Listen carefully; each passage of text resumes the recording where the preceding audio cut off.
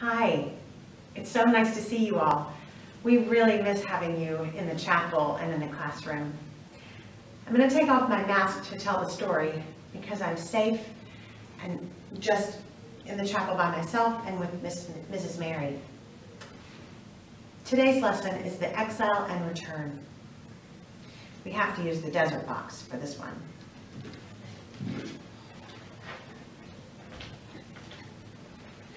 This is the desert. The desert can be a dangerous place.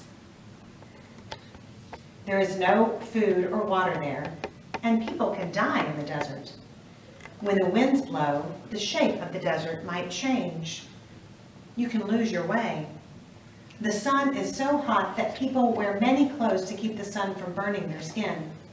When the wind blows, the sand can sting your face and your hands. People need protection from the blowing sand. At night it is cold, and you need to wear clothes to keep warm. The desert can be a dangerous place. People do not go unless they have to.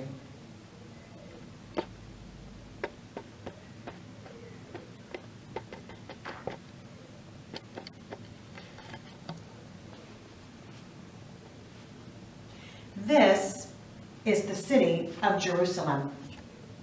Here is the wall.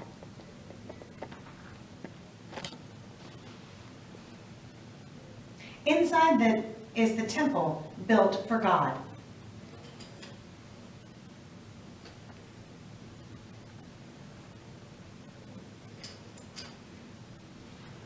And these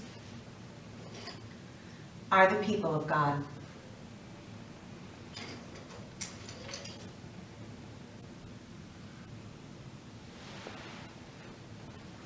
The people of God knew that God was in the temple, but they also thought that it was the only place where you could pray to God.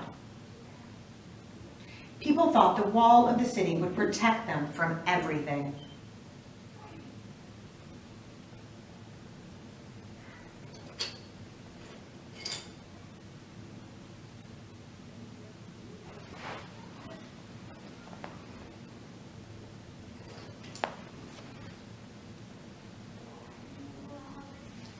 Then the Assyrians came, and they attacked the city, and it was a terrible time. People fought, and some starved to death. Finally, the Assyrians went away. Then the Babylonians came, and they did not go away. Their king wanted Jerusalem for himself. They broke down the walls. They burned the temple. They took many of the people away. Only a few of them remained in the land.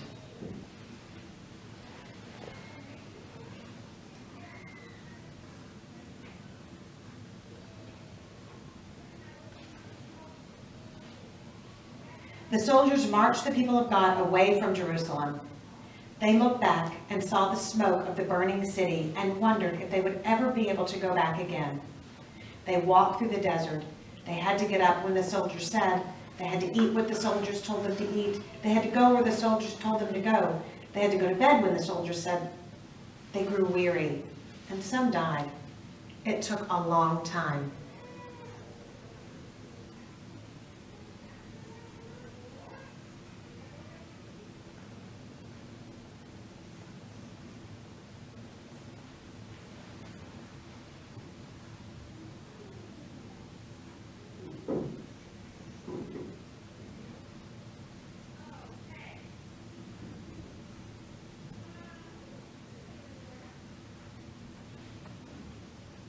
The soldiers never stopped ordering them.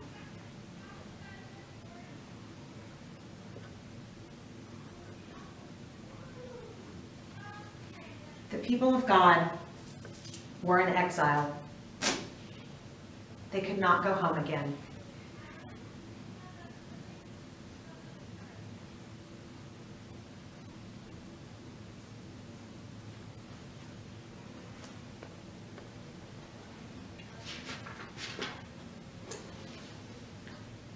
They hung their harps on willow trees and sang sad songs.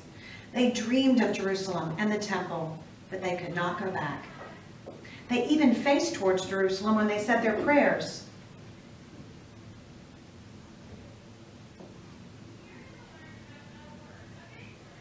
Slowly, God's people began to understand that God was in this place too. God's presence came to them as they gathered to read their scripture, to tell old stories, and to pray. The king of Babylon allowed many people of God to work. They settled up little stores, and some worked for the king.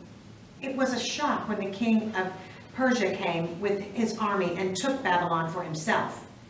This king began to let some of the people go back to Jerusalem. Some went, and they began to rebuild.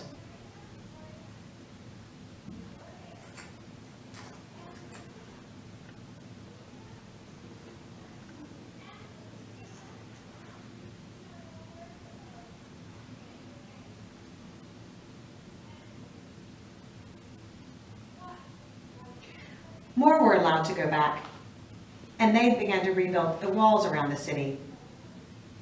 Then the people of God were no longer in exile. They could go home.